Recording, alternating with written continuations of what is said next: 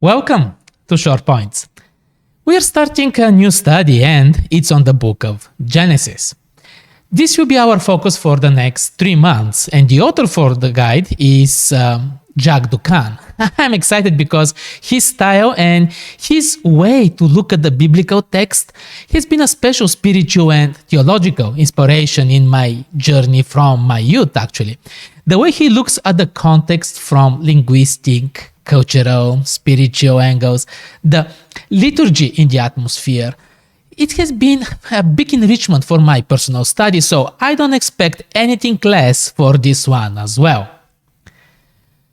The book of Genesis doesn't only establish a crucial beginning point for our history and journey, it's helping us also to understand who we are, but it also sets us on our nomadic reality from Eden to the Promised Land.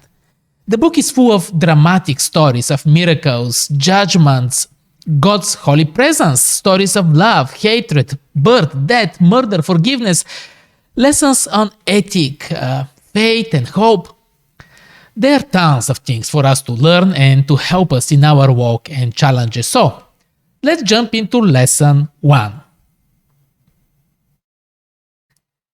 The creation. Actually, let's start a new segment in these studies. The lesson in one sentence, or hashtag lesson in one. Well, I will try to summarize what each lesson impacted me the most in one sentence every week, and I challenge you to do the same. The goal is not to summarize all the content and points of the lesson, but to express shortly what you are taking away from it. I will share my version in the videos, and I will also post it on Twitter. If you don't follow us on Twitter, please do so and subscribe for notifications. Then join the conversations and share your weekly sentence for what the study meant to you. Of course, you can always also comment under the video in YouTube, Facebook, etc., but join the Twitter threads as well, if you can. This will be exciting. So, here is my hashtag lesson in one. God created me with love in His likeness. He provides for my insufficiencies, and He entrusted me with duty. Please don't forget to share your hashtag lesson in one as well. I see 3 major parts of this lesson: the God of creation, the creation process itself, and our duty as humanity. We can spend eternity talking, learning, and reflecting on these topics, but here are the main points that I got. At the beginning, we see God as powerful and transcendent, also close though and personal. The names Elohim and Yahweh. Respect and reverence are appropriate responses to this, but combined with joy and gratitude for His love and intimate care. Then God spoke, and it was. Everything that we know and so much more that we don't know came through a word from our Creator, just like that. And when He was done, He rested and established the Sabbath, the stamp for a completed job. Well done.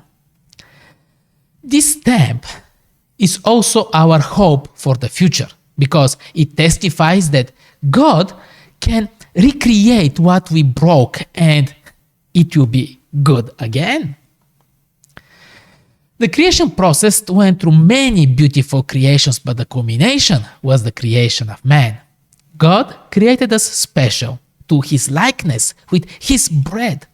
He made us creators and entrusted us with a duty to take care of our environment, to bond as a family, and to eat freely, but not without certain restrictions. And this seems to be something that we still struggle to understand. Freedom is not about doing anything that we may want or that may come to our mind. Healthy living, as intended and planned by the Creator, does include a mindset of self-restriction. The creation story is a story of grace from the beginning, with everything that we were gifted through all the provisions from God that help us stay close to Him and for us to grow in our paths and choices. There is so much majesty in all this, but it took a bad turn. Join us next week to continue with the fall.